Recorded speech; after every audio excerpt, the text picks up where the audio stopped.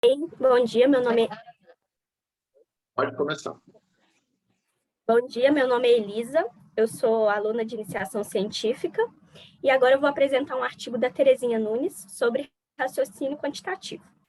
Esse artigo é de 2007 e o título é The Contribution of Logical Reasoning to the Learning of Mathematics in Primary School. Os autores, são a Terezinha Nunes, que é professora emérita de estudos educacionais em Oxford, e o índice H dela é 65, o Peter Bryant, que é membro honorário de pesquisa na Wolfson College, também tem vínculos com a University of Oxford. Não encontrei o índice H dele.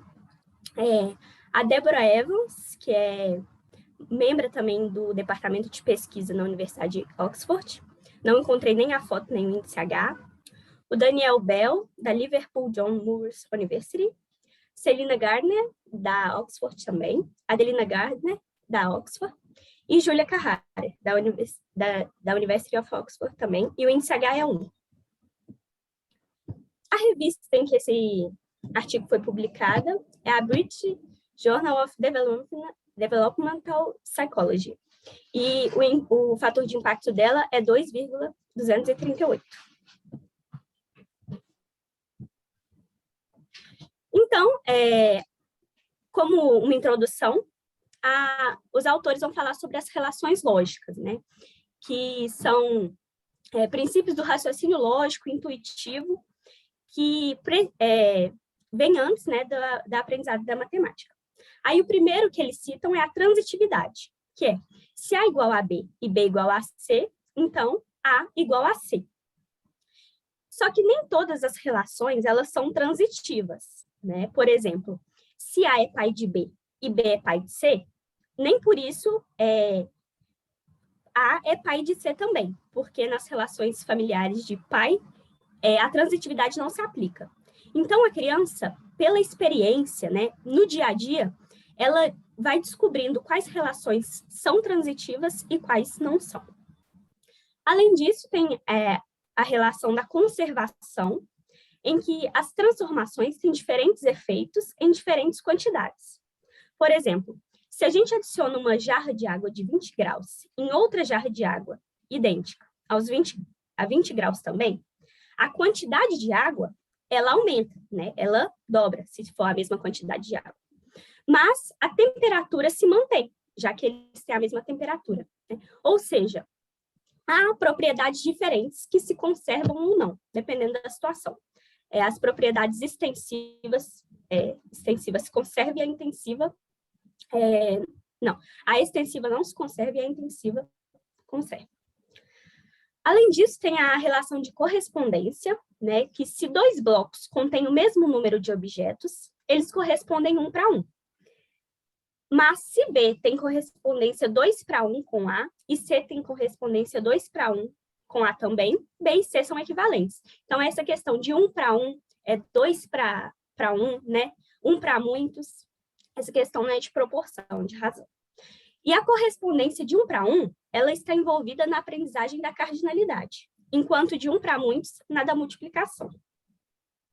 E a última relação lógica que eles citam é a relação inversa entre operações. Por exemplo, a relação inversa entre subtração e adição. Porque A mais B menos B é A. Então, se você soma algum número e subtrai o mesmo número, o número inicial se mantém.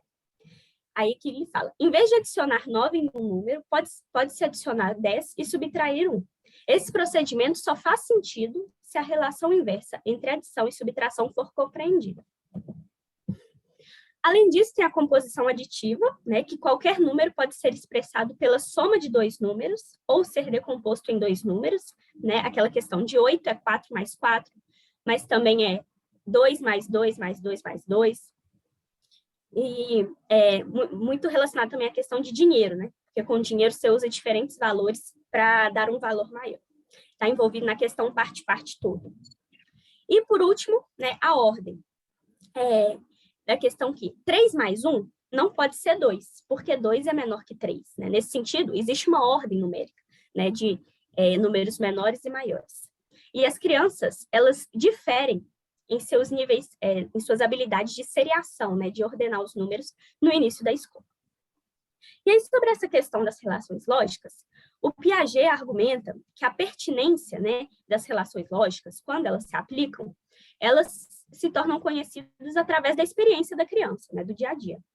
E as crianças precisam entender as relações lógicas entre quantidades para aprender como representar os números e aprender também a aritmética. Entretanto, não existe uma evidência consolidada, né, na literatura de que o progresso da criança em matemática dependa do seu entendimento das relações lógicas.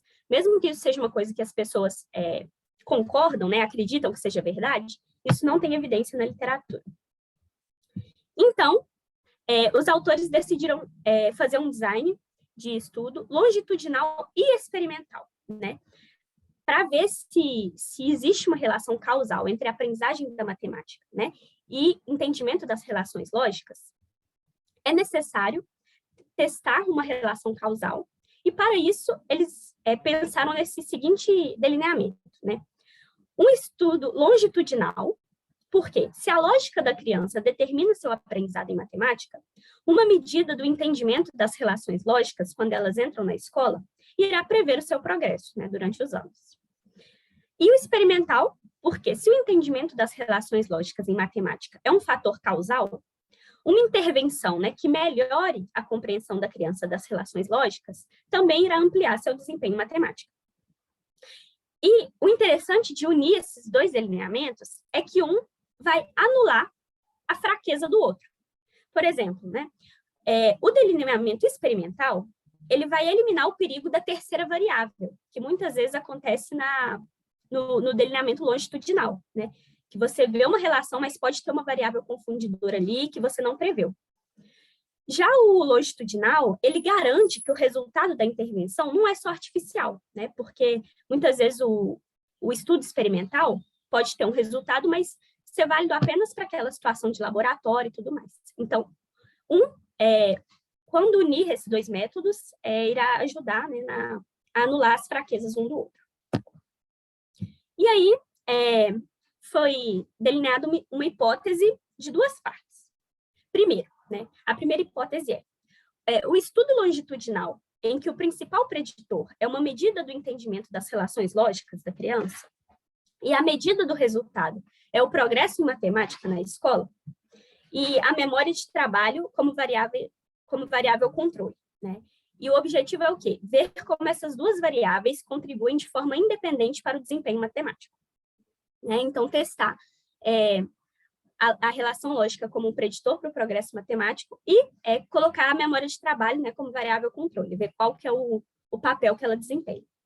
E a segundo objetivo é ver a intervenção em que um grupo experimental é ensinado sobre as relações lógicas.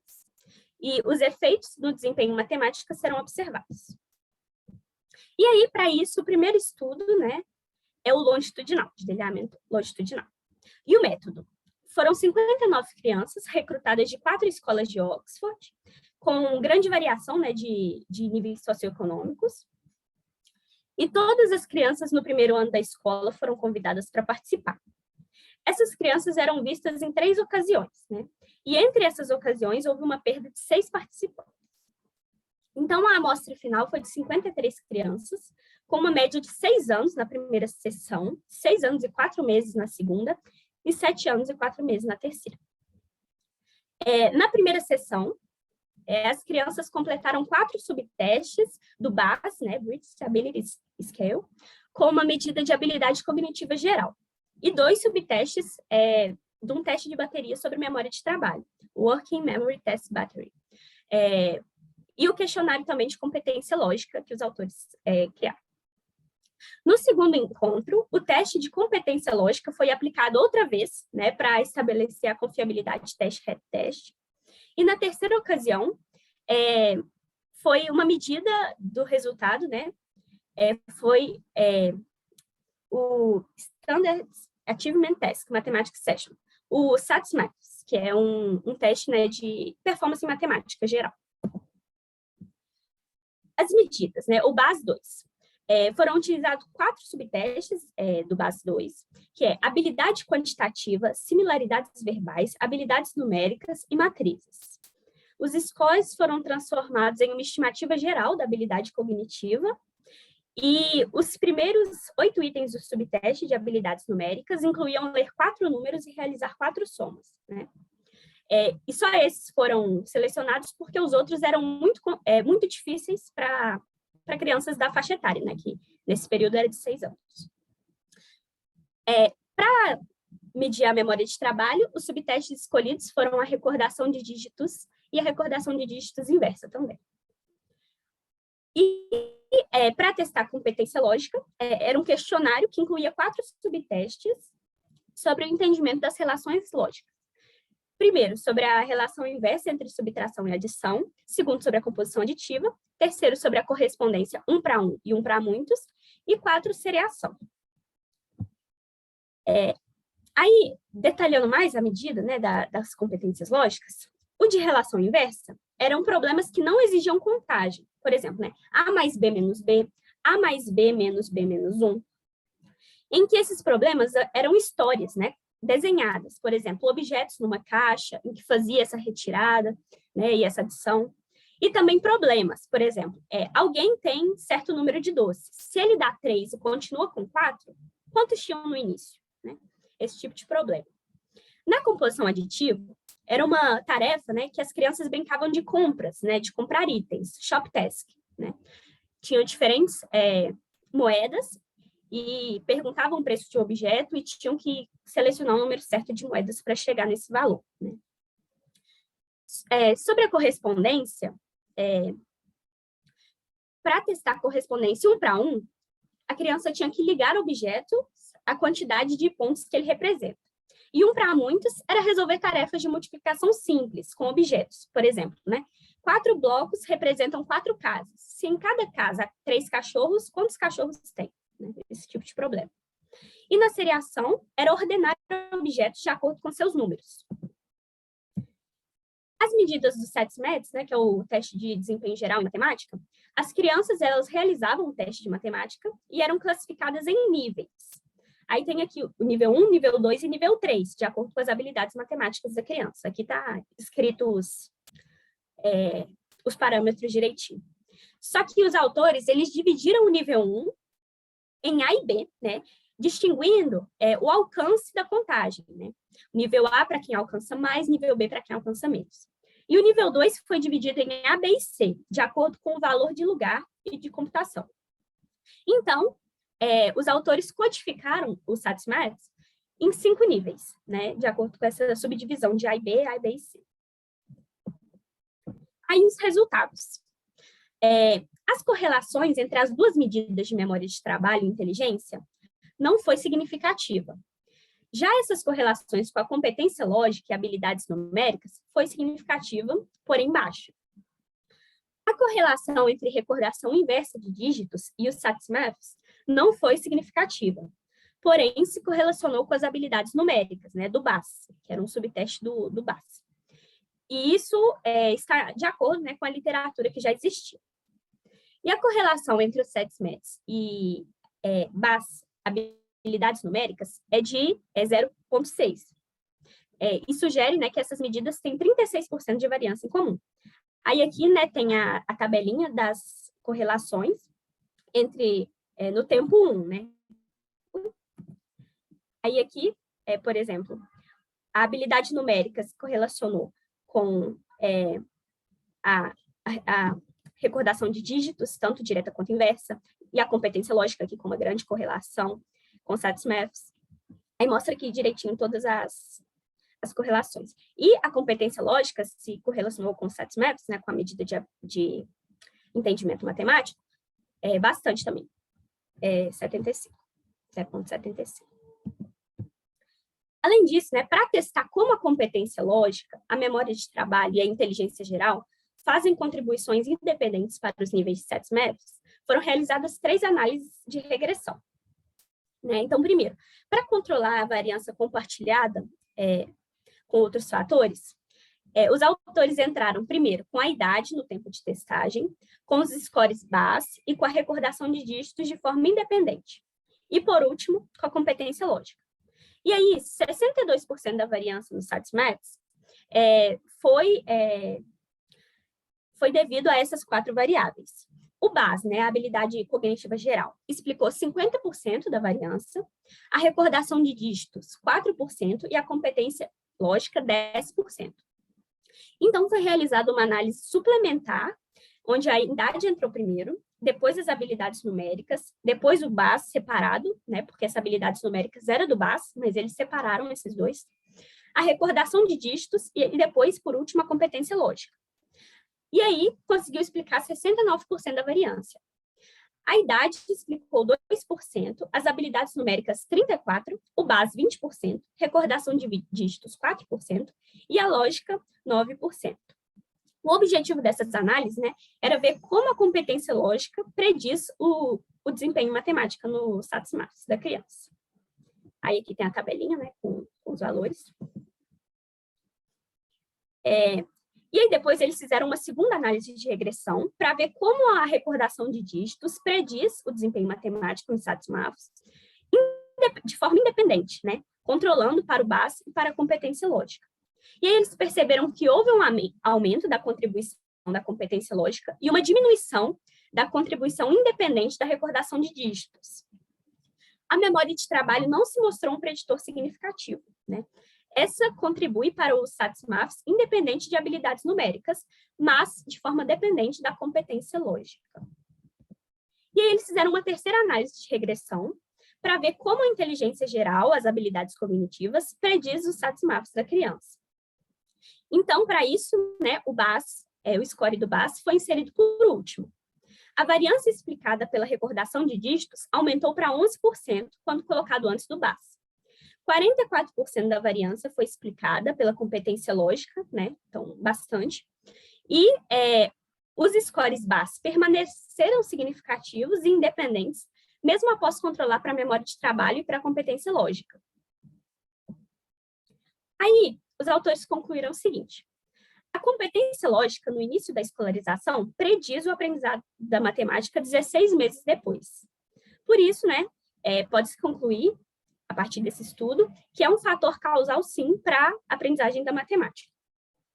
A contribuição da competência lógica é independente da habilidade cognitiva geral e da memória de trabalho, embora esses dois fatores também contribuam, né, para o desempenho matemático.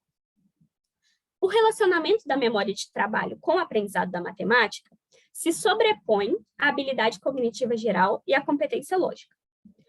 E após controlar para lógica e memória de trabalho, a habilidade cognitiva geral permaneceu significativa na predição do desempenho matemático. Então, eles partiram para o segundo estudo, experimental. Foi conduzido um estudo, né, de intervenção nessas mesmas escolas que participaram do estudo longitudinal. As crianças testadas nesse primeiro estudo formaram um grupo controle e eles pegaram crianças que entraram nessas escolas um ano depois para formar o grupo experimental. A intervenção ocorreu em um tempo definido, né, para o ensino de numeracia, e o grupo experimental ele não recebia instruções extras, mas eles recebiam um tipo especial de instrução em raciocínio lógico. E essas sessões ocorriam uma vez por semana, durante 12 semanas. O ensino de numeracia foi estabelecido de acordo com um currículo, né, estabelecido por diretrizes nacionais. E as crianças do grupo experimental e controle recebiam o mesmo conteúdo e o mesmo formato durante esse período. Aí o método. O estudo foi conduzido durante 3 anos, né, usando um pré-teste, um pós-teste imediato e um pós-teste atrasado, pós-teste mais depois. No ano 1, foi coletado os dados do grupo controle, né, o pré-teste na primavera e o pós-teste imediato no verão. No segundo ano, foi aplicado o pós-teste atrasado no grupo controle, no outono, e o SATS-MAFS, né, o teste de desempenho matemático, no verão. Além disso, foi aplicado também o pré-teste para o grupo experimental no outono e o pós-teste imediato no verão. Ou seja, né, o intervalo entre o pré-teste e o pós-teste imediato são apenas assim, alguns meses, né? E no ano 3, foi aplicado o pós-teste atrasado no grupo experimental e o SATS-MAFS também. As medidas do pré-teste incluíam memória de trabalho, BAS, né, que é a habilidade cognitiva geral, e competência lógica. No pós-teste imediato, a competência lógica foi medida, incluindo, né, medidas sobre a eficácia da intervenção. E o pós-teste atrasado mediu o desempenho matemático geral. havia 59 crianças no primeiro ano do estudo e 53 no segundo. Foi realizada uma análise de regressão com a idade das crianças e a competência lógica no pré-teste, para identificar, né, quais crianças tinham desempenho baixo para a idade. E aí as crianças cujos resíduos estavam abaixo do 20º percentil foram selecionadas para o estudo, ou seja, apenas crianças com um desempenho baixo em competência lógica foram selecionadas, tanto do grupo controle quanto do experimental. Aí os participantes foram identificadas 27 crianças, 14 no grupo controle e 13 no grupo experimental. Só que uma das crianças não foi incluída, porque era necessário fazer pequenos grupos, então tinha que ser um número par. Das 26 selecionadas, uma criança do grupo controle abandonou o estudo porque se mudou, né, após o pós-teste imediato. Então, a análise incluiu 26 crianças no pré-teste e no pós-teste imediato e 25 crianças no pós-teste atrasado.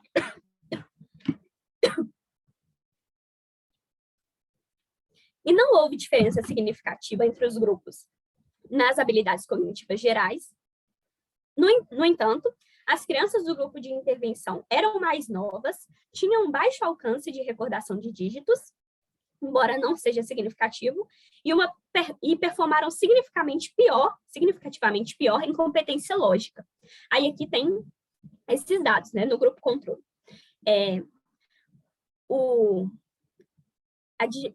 A recordação de dígitos aqui, dá para ver que o grupo controle tem um pouco maior que o experimental, porém não significativo, e a competência lógica é significativo, já que o grupo controle, a média é 6,57, e o do grupo experimental é 4,67. E é significativa essa diferença. Aí as medidas. Essa seção descreve a única medida que foi utilizada somente nesse estudo experimental, né? Porque as outras foram usadas também no longitudinal e já foram descritas, que é o teste de conhecimento matemático. Esse é um teste de papel e caneta que é administrado na sala de aula, em vez de ser individual.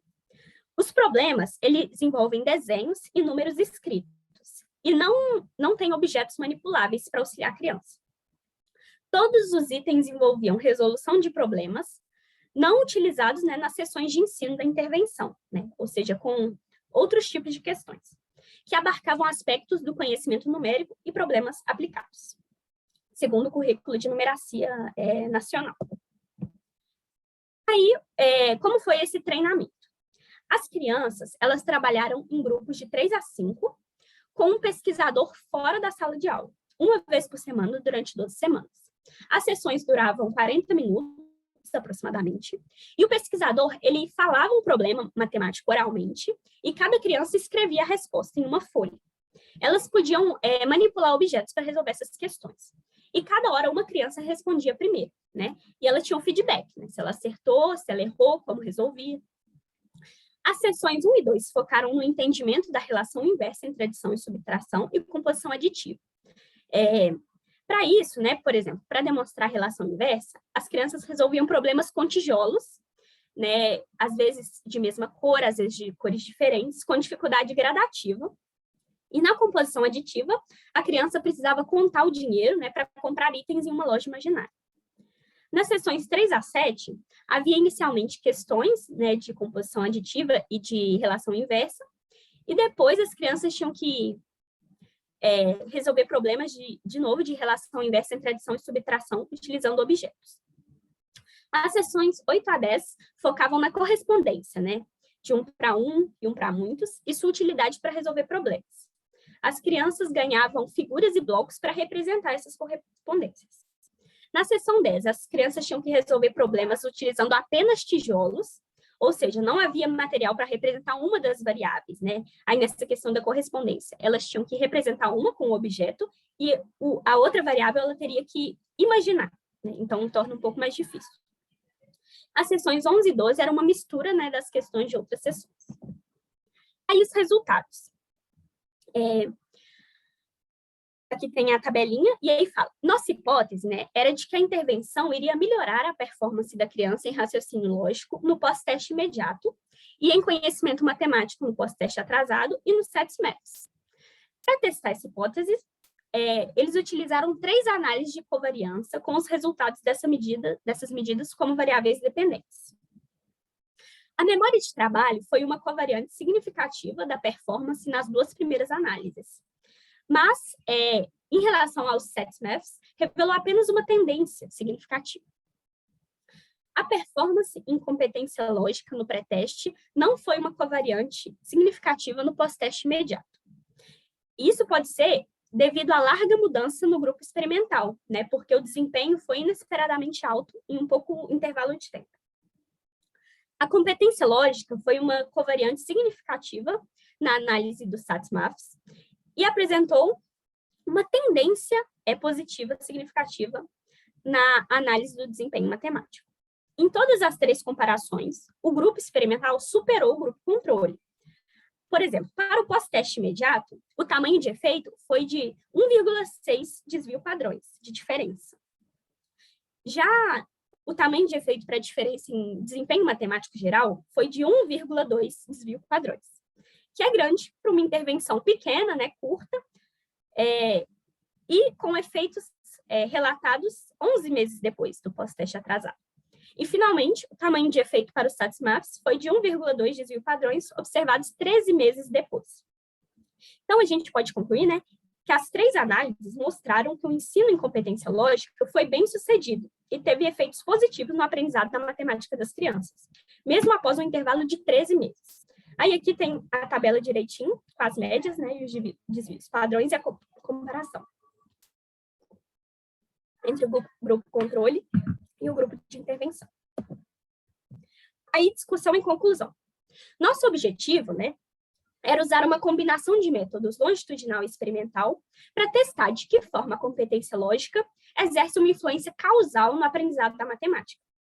No estudo longitudinal, foram testados 3 modelos na predição do desempenho matemático. Isso permitiu estabelecer que a competência lógica da criança, no início da educação primária, contribui significativamente para a predição do desempenho, mesmo após controlar para inteligência geral e memória de trabalho. Além disso, também foi mostrado que a contribuição da inteligência geral na predição do desempenho matemático não é reduzida à relação entre ela e a lógica ou ela e a memória de trabalho. A inteligência geral prediz o desempenho mesmo controlando para esses fatores. Todavia, as medidas de inteligência lógica e memória de trabalho não são completamente independentes. Elas têm alguma variância compartilhada. As regressões revelaram que esses 3 fatores juntos explicam 64% da variação no desempenho matemático. O estudo de intervenção proporcionou suporte para a hipótese de que a competência lógica exerce uma relação causal no desempenho matemático. Através de um treino curto, que não aumentou a instrução em numeracia, mas apenas em competência lógica, aumentou a performance das crianças no teste de competência lógica, no pós-teste imediato, no pós-teste atrasado e no exame de matemática da própria escola. A intervenção não abordou o currículo escolar, pois o objetivo era melhorar o entendimento da composição aditiva, relação inversa entre adição e subtração, uso de correspondências para resolver problemas. Esse ensino melhorou o aprendizado da matemática em crianças cuja competência lógica indicava dificuldades futuras na matéria. O grupo experimental superou o grupo controle, com baixa performance similar no início da escola. E esse estudo indica, né, que a lógica forma uma base para a assimilação da criança da instrução em matemática que é dado nas escolas, como o entendimento de números e operações. Por isso, né, o tempo investido em prometer o entendimento dessas relações lógicas básicas é um bom investimento, né, porque promove uma melhora no desempenho escolar da criança em matemática. É isso, esse é o primeiro artigo.